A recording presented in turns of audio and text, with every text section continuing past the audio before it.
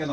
কারণ আমি এমন লোককে ভোট দিয়েছি যারা রাষ্ট্র ক্ষমতায় গিয়ে আমাদের সম্পদ লুট করে সুইস ব্যাংকে জমা করে। তাহলে এই লুট তরস্কারীদেরকে এই ক্ষমতা দেওয়ার জন্য এর জন্য দায়ী কিন্তু আমিও লুট তরস্কারী, আমিও খুনি, আমিও জুলুমকারী, আমিও জালিম। কেন?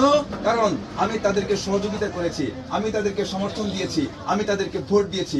ওরা আমার ভোট নিয়ে রাষ্ট্র ক্ষমতায় গিয়ে রাষ্ট্র লুট করে, খুন করে, আমার গলা টিপে ধরে। প্রশ্ন হলো, আল্লাহ তাআলার যে বিধান, এই বিধানটা হচ্ছে মানুষ হিসেবে প্রত্যেকটা মানুষ তার আদর্শ আকীদা ধর্ম নিয়ে চলবে, কেউ বাধা দিতে পারে না।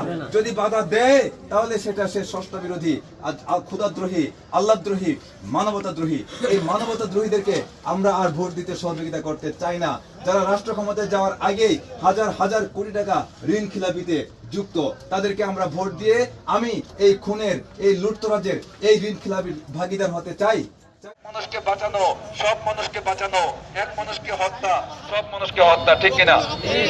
তাহলে তারা কারা? যারা আল্লাহু আকবার ধ্বনি দিয়ে মানুষ জ্বালায় দেয়। তারা কোন রাজনীতি করে? এরা কোন ধর্ম?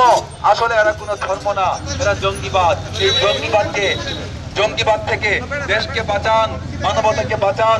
এই জঙ্গিবাদ থেকে দেশ মানবতাকে বাঁচাতে আপেল মার্কায় ভোট দিন, মানবতাকে রক্ষা করুন।